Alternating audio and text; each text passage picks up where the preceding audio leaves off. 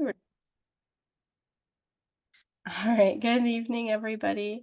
We are on week 8 of this application prep seminar. Time is flying by. Tonight, we're going to talk all about secondary applications, and then next week we have some strategies with communicating with schools, and just we'll talk a little bit about like how do you stay connected to schools throughout the season, and then we'll end our last session, week 10, with talking about what to expect coming up with interviews. And so. We're going to talk a little bit tonight about just about everything related to secondaries. Please ask all of your questions. This is a really great place to get all those kind of myths and things you've heard and all that out there. So let's get to it. All right, so when you write secondaries, most of you are applying to a lot of schools, and by a lot, I mean more than 20. Some of you are going to apply to up to 30 schools, depending on the state you're from. If you apply to 30 schools, you are going to write about 50 pages, ends up being about 50 pages of secondaries.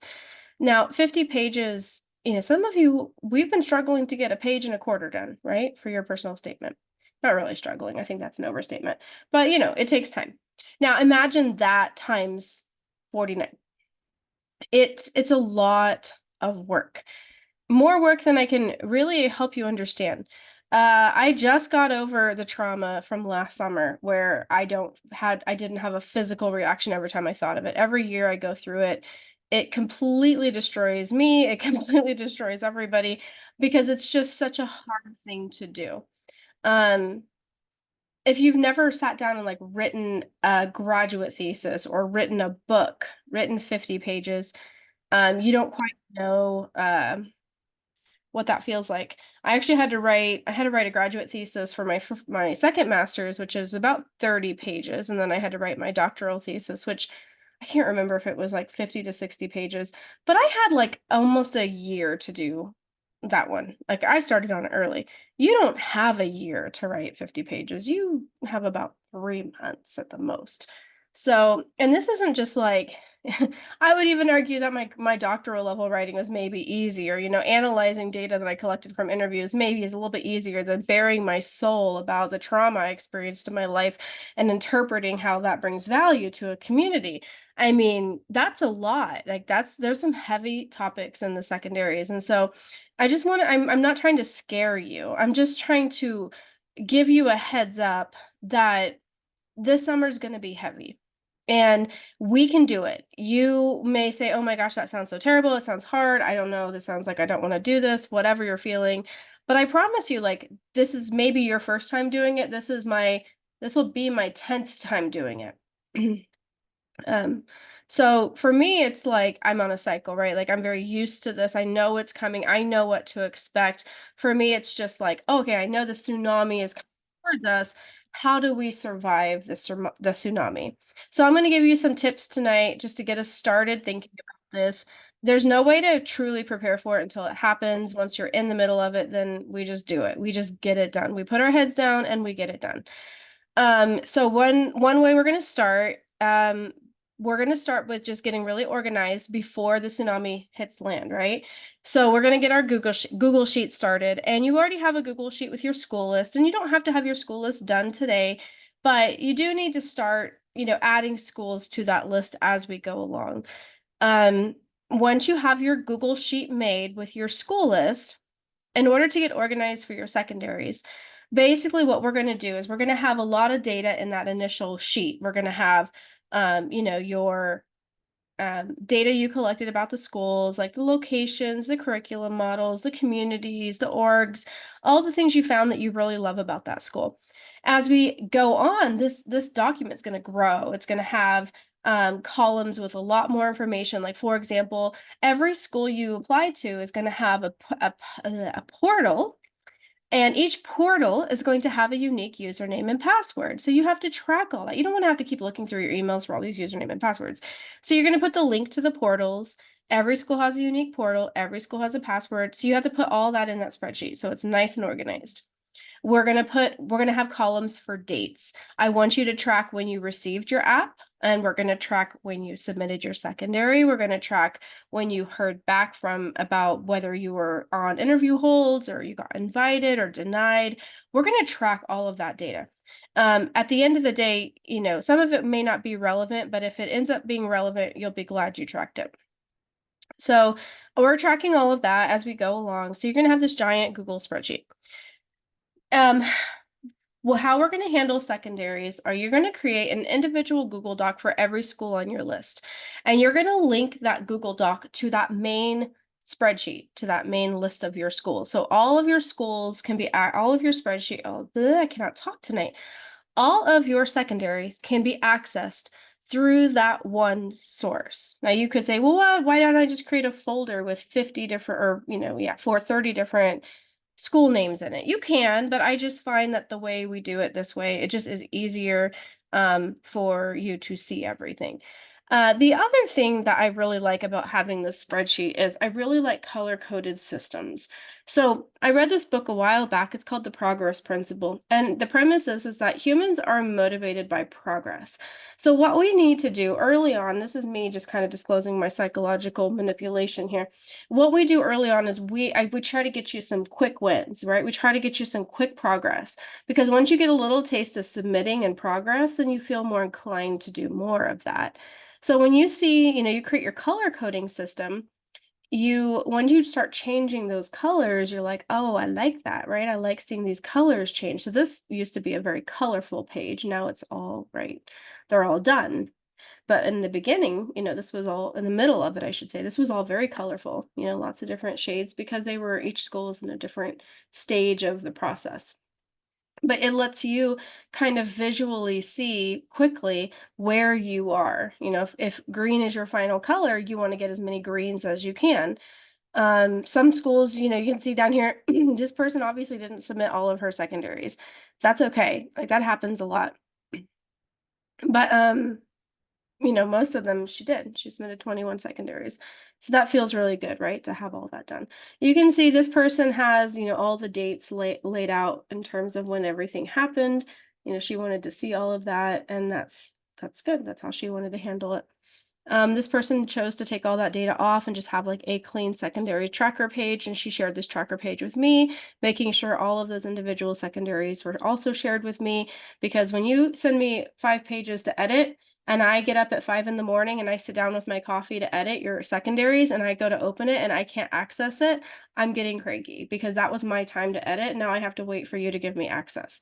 So you need to make sure you do that, because if I have carved out time in my day to edit and I can't access your secondaries, that might have been my time, right? Like, I don't know if I have any other time. So you've got to make sure that I always have that. Any questions about the way that this is formatted?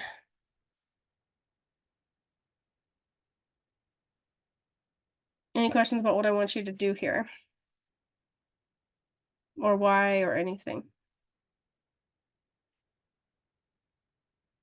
So once you have your personal statement and your experiences done, then you can start building this document. It's a lot of work to set it up, but once you're in the thick of it, you'll be glad that you created this organization, because the alternative is just constantly searching for things, and um, you really need a very clean, organized space when you go into this chaos. All right, so let's talk about once you start getting secondaries. A lot of times people get really overwhelmed by the sheer volume of work that has to get done, and they don't know, like, which one should I do first. Sometimes people actually freeze up. I found this to be true for many years, that people who get overwhelmed very easily by a lot of things they have to do all at once, is they freeze and they do nothing at all. And so I've tried to create some strategies to help people move forward. And so one strategy that you could use, and there's a few, and you don't have to, you can come up with your own if you want, is um once you have your school list and you start to pull out the school specific questions, and you can find all of the prompts for the school specific questions on SDN. I found that the SDN school specific discussion secondaries prompts are the most accurate. There are some companies that have tracked the secondaries. I used to have all the secondaries on my site, but to be honest, I deleted it and took it all down, because they're so hard to maintain. I mean, there's over 120 schools, and they could all change their secondaries from year to year.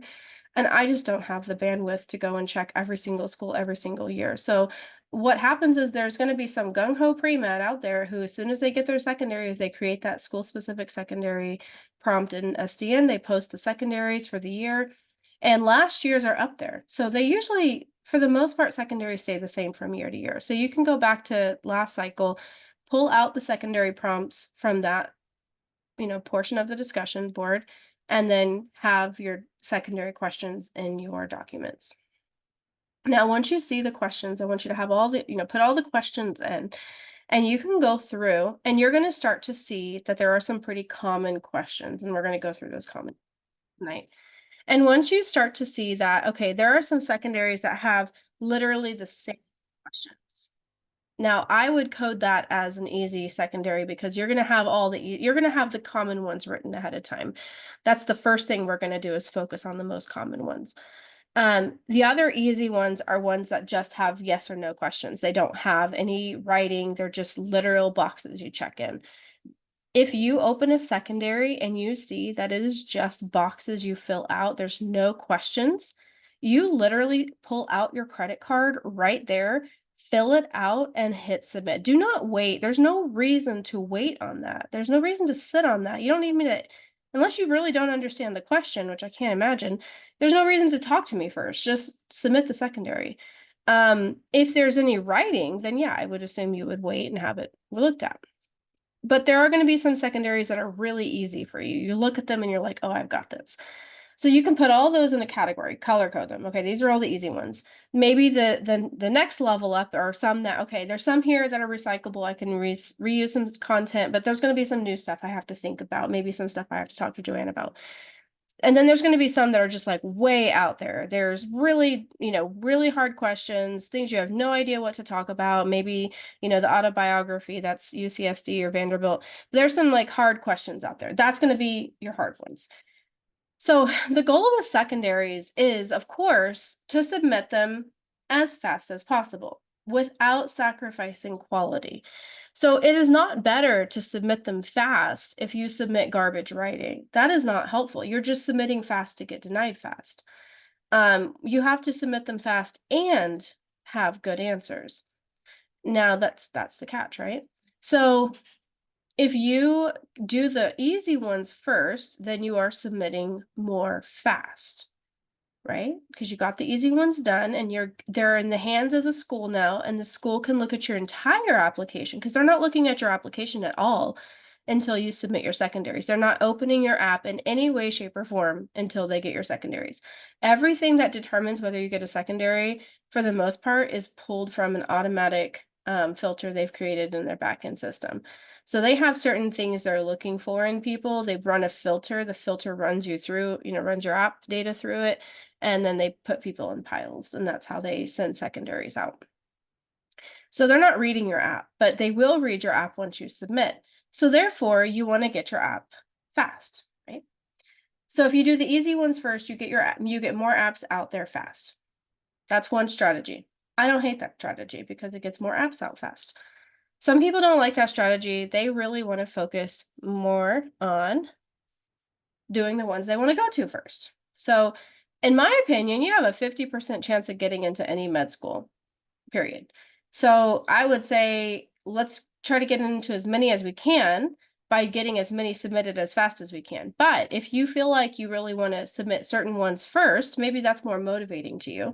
So, then do the ones you want to go to first. Listen, at the end of the day, I don't care. I don't care what you do. I just want you to do them. And I have found that the biggest obstacle with secondaries is just getting you to do them, period. It's like, I don't know what the problem is, but people just don't want to do them. I feel like I'm working with a bunch of, like, not to be offensive, but like sometimes I feel like I'm working with a bunch of children sometimes. I'm like, just sit down and write your secondaries, right? It's hard. I get it. It's summertime. You don't want to do it, but you have to sit down and do it. Some people are really motivated by doing one at a time, and they like to check off their list as they do one writing at a time. And that's fine if that's who you are. I have a lot of ADHD friends, and they just like to start tons of secondaries. They'll have like 15 essays going at once, and they just work on all of them at the same time, a little bit every day. And then all of a sudden, they'll have a bunch done at the same time. Doesn't matter to me as long as you are submitting. You cannot wait 3 weeks and submit nothing. You have to be submitting on a regular consistent basis. What does that look like? Maybe, depending on how you're doing, I'm going to treat all of you very differently depending on how you present in this process. So some people are just really gung-ho gunners and they have it under control and they're just consistently submitting. They say, I'm going to submit one secondary a day every day. So if you do 30 schools, that's, you'll get them all done in 30 days, no problem. Some people are more like, I'm going to do 5 a week, 5 on Friday. I create these little fun little sayings, 5 on Fridays. So you get your 5 essays done, and on Friday you submit all 5 at once. That's fine, as long as you're submitting every week. You could do 7 on Saturday, 7 on Sunday, don't care. You pick whatever makes you feel happy. Whenever you write, you need to feel happy. You need to feel good when you write. Writing is not like studying science. It's a very emotional process, so you need to feel okay. So I'm all about just being your cheerleader and helping you also manage your feelings during this process. I find that most of this is more psychological than anything. What is an example of a yes or no question they would ask? Did your parents go to school here? Are you a veteran? I don't know. Any crazy question they want to ask. Any kind of question like that. What is the general cutoff date for secondary submissions? Some schools have a 30-day turnaround. Not most, but some. And you'll know if they do, they'll tell you. Most schools' secondaries are due sometime in November, but I'll be honest, I have no idea what the deadlines are because we are not submitting anywhere near the deadlines. We are submitting way before the deadlines. We are submitting in, in my mind, at the latest, the end of August. I want all of your secondaries done by the end of August. If you are getting your secondaries, if we're still rolling this into September, you're going to see very cranky Joanne. I'm going to be very cranky. I'm going to just start working with you very closely, just being like, what is the problem? Why are we not getting these done? Because after September, it's not like it's a deal breaker. It's not like you've just ruined your chances and you're never getting in. It's not about that. It's just, there's no reason. Like, you've had 2 months, like we should have had these done. So you will hear a lot from me during this time. If you're not doing anything, I'll be following up with you.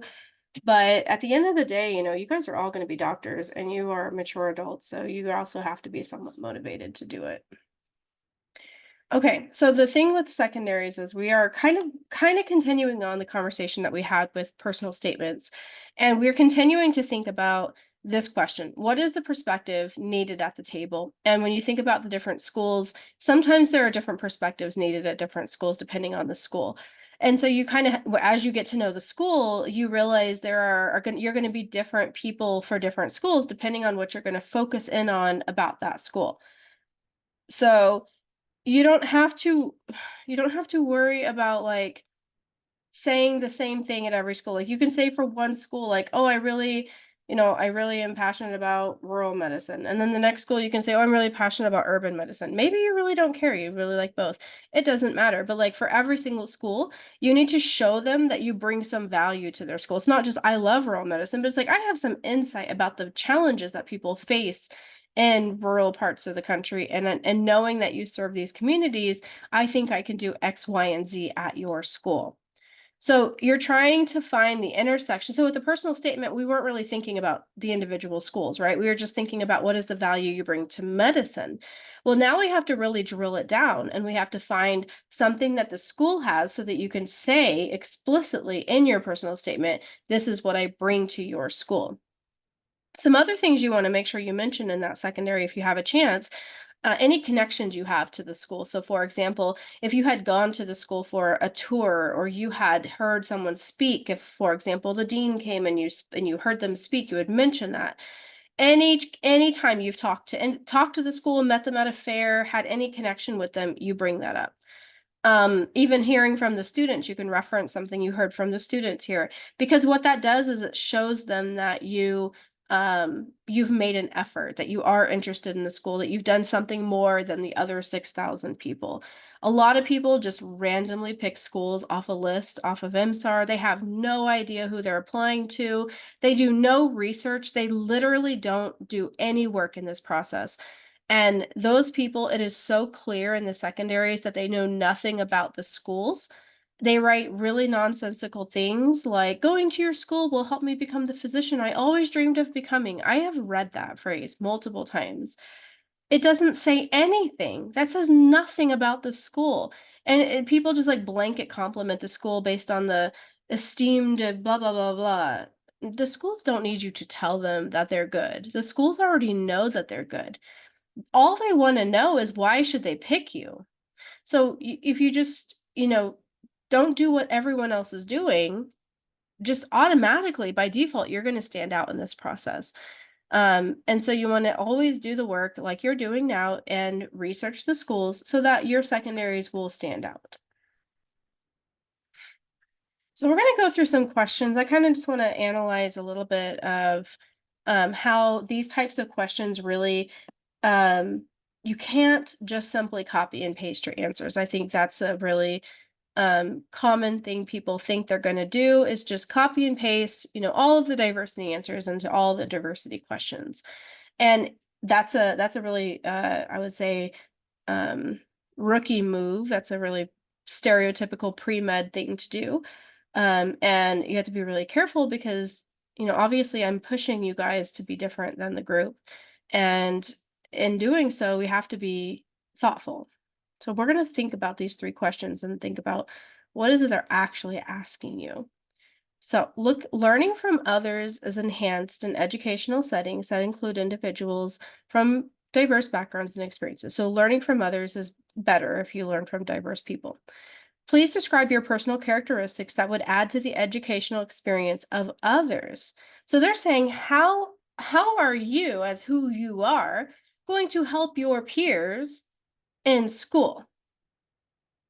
That's a really straightforward question, right? So you would phrase that as, I bring tremendous, the experiences and who I am can, definitely add to the educational experience of others. You would go on and tell them some of your personal characteristics. So having grown up in blah blah blah, having had this experience, having had this perspective, I want to advocate for these groups. I hope to add to the conversation amongst my peers by, sharing a little bit about this and this. So you're basically putting who you are out there to say, this is what I bring to the table. That's a particular diversity question, right? Now, the next one says, this school practices inclusive excellence, which celebrates the talents, differences, equalities of all individuals. So that's inclusion. Please describe how you will pursue inclusive excellence in your studies while contributing to the collaborative environment at the College of Medicine. Again, people read this and they just think like, oh, it's a diversity question. I'll just paste my diversity answer in here. What is this question actually asking? Can anyone summarize it in really basic terms?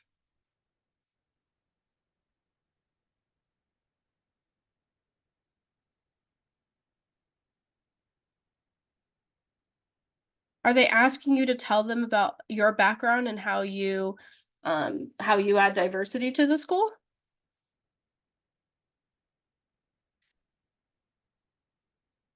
It says how you will fit in their definition of inclusive excellence. And no, it's saying how will you describe how you will pursue inclusive excellence. So basically, how are you going to do inclusive excellence? So what does inclusive excellence look like? What does that mean? I think what that means, so inclusion in a space, what does inclusion in an educational setting look like? Well, that means you're sitting around a table and maybe there are certain people who have historically not had a voice at that table. So inclusive excellence makes sure that everybody in your peer group has a chance to collaborate and to participate. It means that nobody in your class or in your peer group is marginalized. Like, let's say there's somebody who has, let's say they're on the spectrum and they're a little quirky and sometimes they say weird things.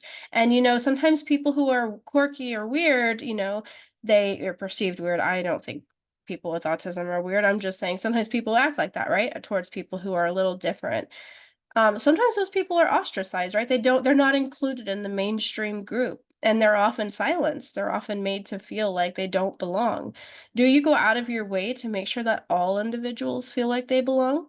People who are part of certain groups oftentimes keep their mouth shut because maybe there is a situation where someone shuts them down every time they speak up. Are you someone who speaks up for that person? Do you call people out when they demonstrate bias? Do you actively advocate for people who maybe have experienced that type of exclusion in group settings? So it's like you need to think of a situation where you have taken action to create an inclusive space. Now, I'll give you a hint. If you have ever experienced being othered in your own life, for example, if you've ever been in a school where you were one of the only people, or you've been in a situation where someone made you feel really different. You could tell the story of being othered yourself and then talk about how that experience of being othered has made you very sensitive to others feeling othered and how you actively strive to reduce that otherness in others. That's a lot of others. So you can talk about how you really are sensitive to inclusion because of your own experiences having felt othered based on your identity. Now, we're not just talking about your identity, we're talking about the experience of being othered.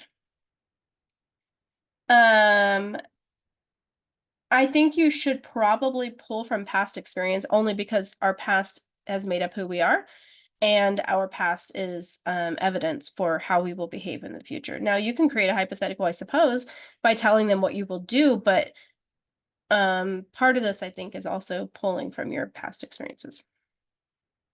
The School of Medicine regards diversity of an entering class as an important factor in the mission. So they're saying, we do look at your background when we're accepting you. Please write about things in your background that have been important in your development or that have been challenging to you on your path to a career in medicine. These could include your economic status, culture, race, ethnicity, sexual orientation, blah, blah, blah. Explain how these have influenced your goals and preparation for a career in medicine. Is this the same diversity question as the previous two? That's a very different question, right? It's asking, like, based on who you are and what you've gone through in your life, how has this impacted your journey to medicine? This is where you can talk about being a first generation college student. This is where you can talk about how growing up with, having to work two jobs throughout college to support yourself impacted your grades. This is where you get to say all of that stuff that you want to say about your grades or about your MCAT or about whatever. You can talk about how those things have impacted you. If you don't have anything like that, then you don't have to do that. You can just talk about the perspective that it's given you. These essays can range anywhere from 500 characters to 5,000 characters. They are all over the place. And yes, there are some essays that ask huge questions and give you one sentence to answer them. Those are way harder than, the 1,000 character essays. So there's going to be lots of different kinds of questions that have words like diversity and inclusion in the questions. And like I said, you can see if someone wrote a basic diversity essay, if they just are trying to get their secondaries done so fast, they read a question quickly, they see the word diversity, and they just paste the answer in there. And the answer has nothing to do with the question because they're so obsessed with submitting fast that they're not thinking anymore. They're just on autopilot. And then that's what I mean by garbage answers. They're not even answering the question. They think it's more of a rat race than it is about a thoughtful person. I promise you, the people reading your app, they're not stupid. They're smart people. They know what questions they asked and they know what answers they want. So when someone doesn't give them the answer they want, it doesn't matter if they applied before you. Those people are going to get denied. If you apply after them, even if it's in August and you have a good answer, you will get invited. That is how it works. That's why my people get invited, even though they submitted in August, September, and October sometimes. I don't want that. But do you see what I mean? You see how easy it would be to fall into a trap of writing garbage answers? So you have to go slow, you have to be intentional, you have to think really hard. This is an example of an answer that worked. I'm gonna let you read it.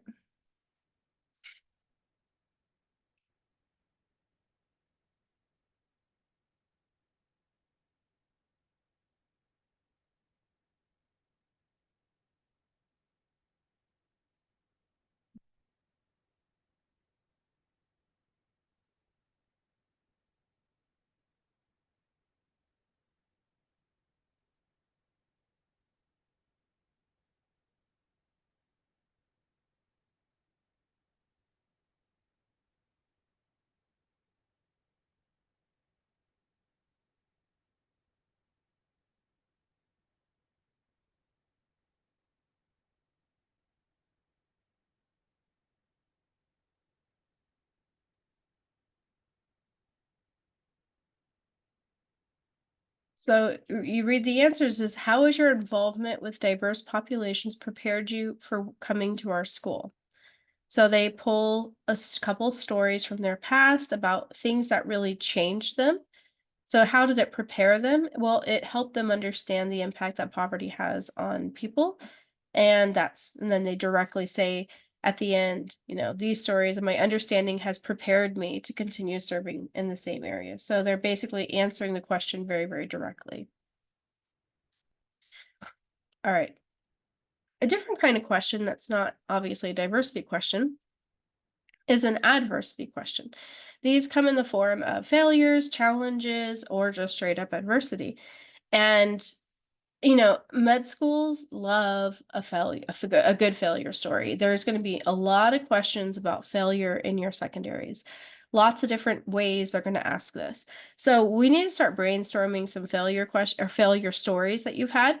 And let me be clear, a failure is not something that you struggled with, but then ultimately overcame.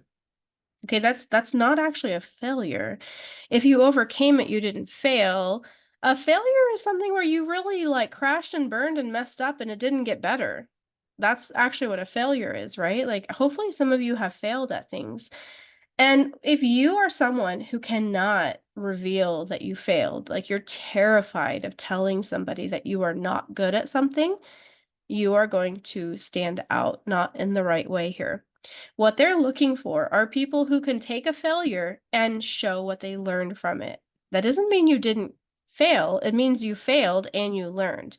You're going to fail so many times in medical school. You're going to fail every time you try something new. You're going to fail when you try to insert, IVs for the first time or anything you do. You're going to struggle and fail. If you can't handle that, you get upset, you throw a hissy fit, you get mad at yourself, you get upset when you fail. When the doctor yells at you or tells you, you're stupid or you did something wrong and you cry and you just can't handle it, because I promise they're going to do things like that. They're not going to always be nice to you, and they're going to want to know that you can fail and be okay. So if you can tell a good story about a time when you just completely crashed and burned, I mean, like, it has to be bad, like, really embarrassing. If you can do that, you're going to be great at this process. I would think hard about moments. Now, these don't have to be profound moments. I remember one of my favorite applicants, he actually started he graduated high school and he started community college, and he went to community college for 3 years, and he failed. Like, when he first started, he failed so many classes. He had like a 1 point something, and he worked as a caterer for several years, and then he went back to community college, finished, then he went to a UC and he finished. He did really well at the UC because by that time he was like 27. But his whole life was just like nothing but failure. Like, he had failed so many times. And I said, listen, we can do one of two things. You can try to hide this, which obviously you can't hide it. The grades are in your application. Or you can just lean into it and you can just talk about failure as your strength. And that's what we did. We talked about how, because he had failed so much, that he is no longer afraid. So many people who haven't failed or have failed and tried to hide it are terrified of looking bad in front of people. And he said his whole theme was, I've already failed. I've already been so embarrassed. I can't go back in time and change it. So now I don't like, nothing scares me. Like, I'll try anything. I'm not afraid of failing. I'm not afraid of messing up. I'm not afraid of looking bad. I'm really willing to take those risks. And so he did that. And I remember his failure questions for his secondaries were talking about a time where he was catering a Christmas dinner at a nursing home, and he had all these old people dressed up, ready for their Christmas dinner, and he had messed something up, and the whole dinner was a disaster. The food was cold. It didn't arrive on time. And all of these older people were like yelling at him and crying, saying that he ruined their Christmas and blah, blah, blah, blah. And he was mortified and there was nothing he can do. And he reflected on that. And that was his failure story. He was talking about catering. He ended up getting 11 interviews. He went to UC Davis and now he's a resident at UCSF. He did very well for himself. And all his whole application was just highlighting his failure. So I think, I already knew that before I tried that with him, but he is a really good example, a very tangible example, that it works. So think hard about your failures. Don't be maybe start drafting them out. Don't be afraid to talk about them. I'm going to push you hard. If your failure is really basic and boring, I'm going to challenge you to like think harder. All right, tell me about any challenges you faced on your journey to medicine is different than a failure question, right? A challenge you faced on your journey to medicine is about something like having to work a lot or maybe a class that you just like really really really struggled with, or it could be bigger picture like something like somebody in your life got in your way. Maybe you had a very like abusive relationship in college that really challenged you. It could be anything, like anything that challenged you. And then the bottom one, describe any adversity you have faced and how you overcame it, is not the same question as above, right? The one above is specifically about your journey to medicine, whereas any adversity you have faced could be about anything. It could be about your personal life, or it could be about, something in school or anything. If you wrote an impactful experience description, it's going to be okay to overlap some of this content, but in these cases, you can dive in a lot deeper. I would pick a very specific challenge. So, for example, in your impactful experience, maybe you told your whole life story about all the things that went wrong in your childhood. In this case, maybe you just pick one specific one and you dive in and just talk about how that one challenge really affected you. Any questions about the challenge kinds of questions? There's gonna be so many different versions of these. I'm just giving you, like, a little taste of what they look like.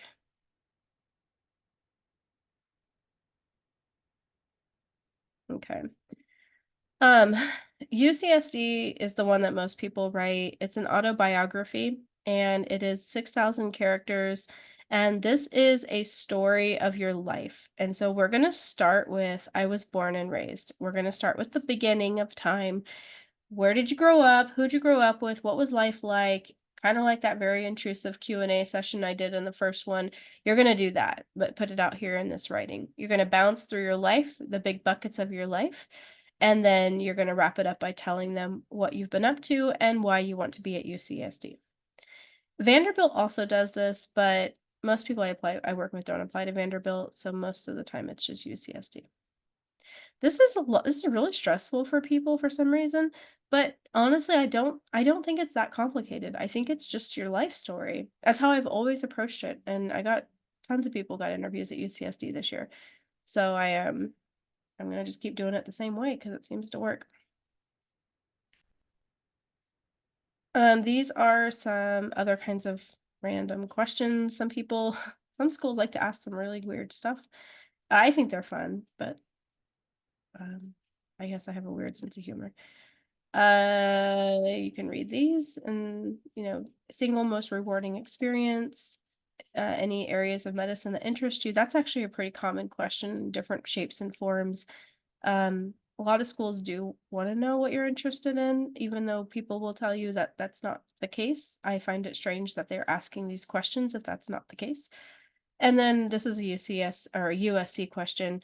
USC asks all kinds of weird, fun questions. Some schools ask like, if you could be a superhero, what would you be?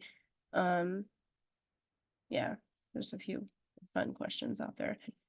So when you get a kind of weird question, you're not sure what to do with it. The fun thing is like have fun with it, but also think about the relevance to your future career.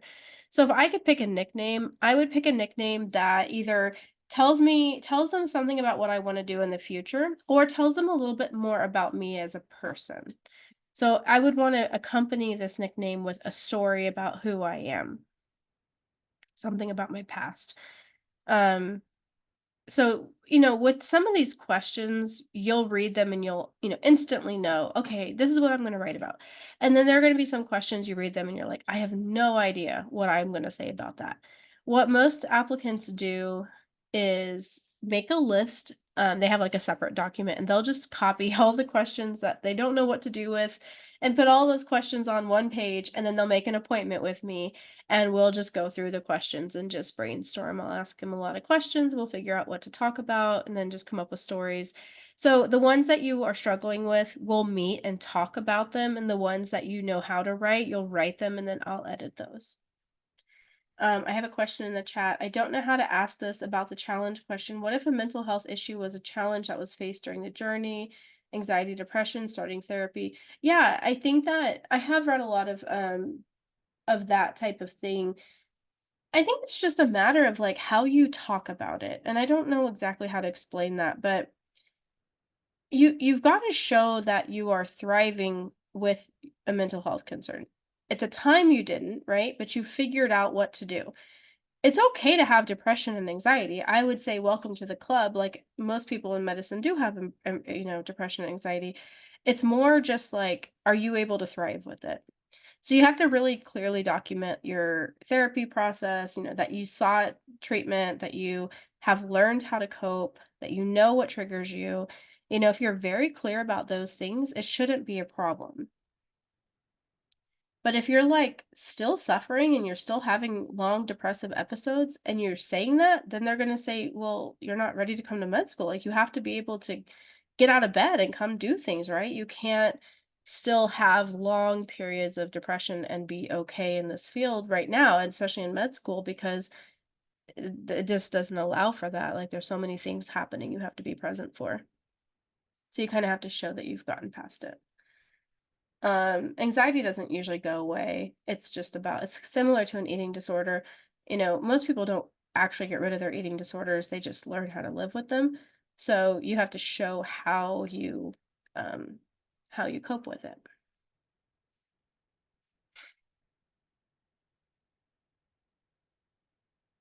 Did I skip one? Oh yeah. Okay. So when do you start all of this? I want you to start this as soon as you are finished with your personal statement and experience writing. I do not want you to hear me tonight and then panic and go, oh God, I need to start these. There's so much writing. No, I really want you to finish the personal statement and experience writing first. When I say everything is good, when I say we're done, as soon as I say that, then go ahead and start the process of building all of those spreadsheets and building all those documents and start pulling out the prompts from last year. And you can sit down and start writing when you want, like as soon as you're done with all of your other stuff. Um, Write as much as you want. Do not hold yourself back, okay? Because that's not going to hurt you to write too much at this point. Writing, you're going to burn out with writing, I promise you. So some strategies I've used, you all know this, I have a bachelor's and a master's in English, and I have another master's and a doctorate. All of these degrees required a lot of writing. And one thing that I've learned as a writer that has to write a lot of things I didn't want to write, um, change your location. So I'm not endorsing drinking or anything, but like I have gone to bars and, and written. I've sat at a bar with a glass of wine and wrote because sometimes the commotion around me helped. It depends on the mood, depends on the day. I've been known to go to like a restaurant and order my favorite food, get an appetizer, go to a restaurant that has free refills, get a coffee, and just sit there for like 2 or 3 hours working on your laptop. You'll look weird sitting in a restaurant on a laptop, but you know what? If you have access to someone who's going to keep bringing you food, keep bringing you drinks, every time I'm one of those people where I need to be munching, which doesn't help actually with my health. But like if I'm writing a lot, I need to be munching on something. And so, being in a space that lets you do that, it can help you get things done. With writing, you need to reward yourself. So figure out what makes you get it done. Um, Maybe you say, okay, I'm going to write 5 pages. After 5 pages, I'm going to go for a run. After 5 pages, I'm going to go grab dinner. So, whatever it is that makes you happy, set a goal and then create a strategy, like create a plan. And it's kind of like MCAT studying. Create a schedule and a plan, and then you have to live by it. And the living by it is only for 2 months. You have to remember that. Like, it's going to suck. The whole summer is spent, right? You're not going to have a lot of fun this summer, but once it's over, you're done. You don't ever have to do it again, hopefully. And then you have the whole year where you're just sitting around waiting. So plan something fun after you're done so that you can be relieved and you can be looking forward to that. Um, but when you're in the middle of it, you gotta give yourself lots of reward. You gotta keep yourself happy. If you think just going to work all day and then going home and sitting in your bedroom and working all night on your secondaries is gonna keep you motivated, you're gonna be sick of that routine by like the end of the first week. So mix it up. Take your stuff with you to work, go home after work, go out somewhere, sit outside, go next to a river, go do something different every time so that it keeps you excited to write. Um, Any questions about anything?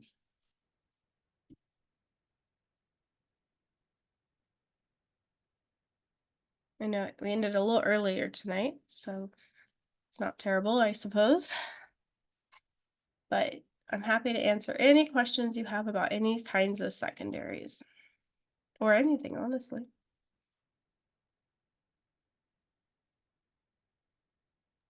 What's the longest secondary that you've seen? Oh gosh. UCLA's is pretty long. Duke's is long. Uh, Mhm. I'm drawing a blank off the top of my head. There are a handful that are just ridiculously long. And Um, that we start with, like when we look at our list and compare that to SDN, do you recommend that we start with the longest ones, or like how should we tackle this once we've gotten the green light to start working on secondaries? yeah, so that was kind of what I was talking about when I was talking about you could do the easy ones first. Some Okay. people like to just look and so let's say we do we focus on the diversity questions. So you have like a good blurb that you want to write, about some of the diversity stuff. So you go through and you look for the same questions. Or the what are you doing this gap year? That's a really common question. So let's say you write out your gap year question. Then you open up every doc and you say, okay, is there a gap year question in here? If yes, I'm pasting it in. So that means you have your gap year done for all of them, right? You could do it that way where I call that the ADHD method. Sorry if that offends anybody. Where that's like you got lots of things going at once, right? You have several answers done and you just go through. And then you could go back through and you could say, okay, which ones do I only have one more question left and I can submit it? And you just focus in on that question, get it approved, and then get it out of your hands. So we're looking for the fastest wins, right? The fastest ones to submit. That's going to vary by the secondaries. Uh, Okay. if you feel in your heart motivated to write one, by God, don't hesitate. Like write it because that motivation is fleeting. So if you ever feel like I got this, just sit down and do it the moment you feel that. You know what I mean? Don't take your your motivation for granted. Perfect. Thank you. Yep. And yeah. So everyone here will have a different strategy, and we often change strategies when we're halfway through. Because like I said, I know you guys might think I'm joking. But by about mid-July, you guys are all gonna start losing it. And, as you come to me, you're gonna start telling me, like, "I don't think I can do anymore. I can't write another word, Joanne, I'm done."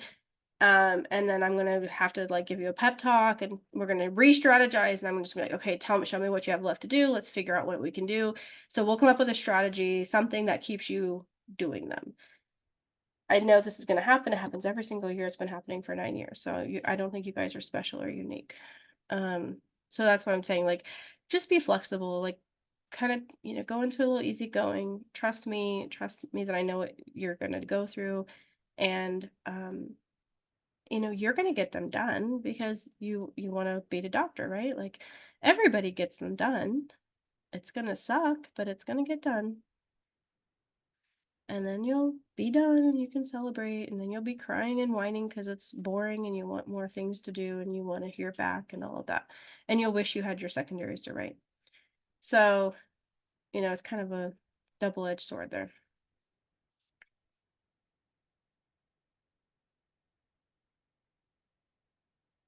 I will warn you, different people want different things out of me. Some people, once they kind of get their main answers done, they just kind of run on their own. I see them every so often. We just pop in and we do the hardest questions together. And that's one end of the spectrum, right? Like you only pop in for the hard questions. The other end of the spectrum is people want me to read every single answer 2 times. And, you know, it's not that I mind reading every answer 2 times, but when you do that, you've got to be realistic with yourself, and you've got to know that you're literally going to be booking an editing session every single day for the month of July. So that means you're writing that much and you're scheduling that much, right? Um, Otherwise, there's no way it's going to get done. Like I do 5 pages at a time, so you got to figure that out, right? So if you are someone who knows you're just going to want a ton of hand holding, then figure that out now and or maybe, figure that out at some point, and then I would pre-book all of your appointments out and have them scheduled because everybody's gonna wanna have appointments in July, and you can't if I'm booked out, you can't come to me in July and just be like, "Oh, I want, 6 more appointments this week." Like, if I'm booked out, I'm booked out. So, depending on who you are, what you want out of it, all of that, I would plan ahead of time.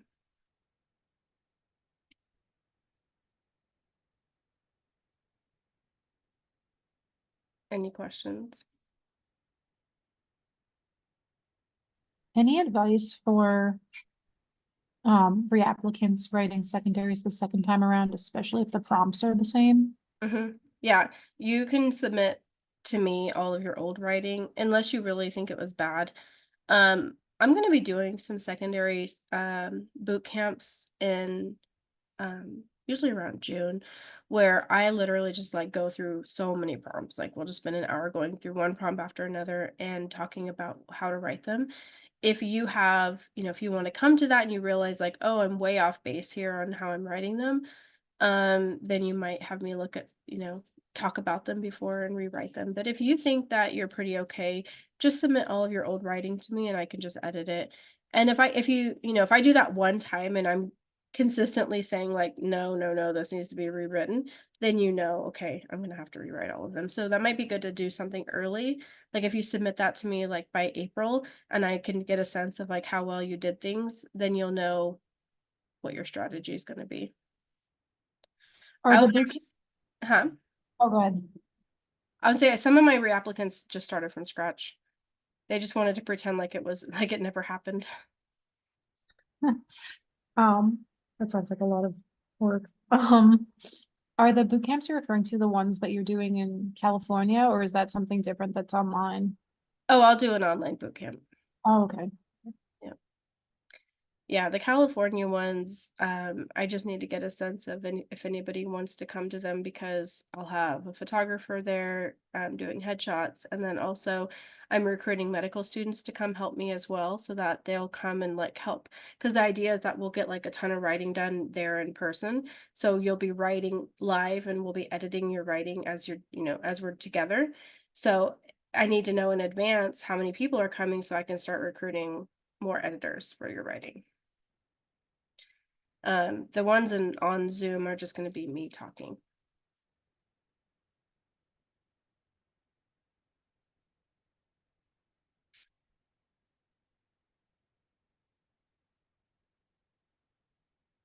Okay, then. Any other questions? I'm just gonna super quickly follow up and ask if you think one way or the other is better to start from scratch or try and I utilize.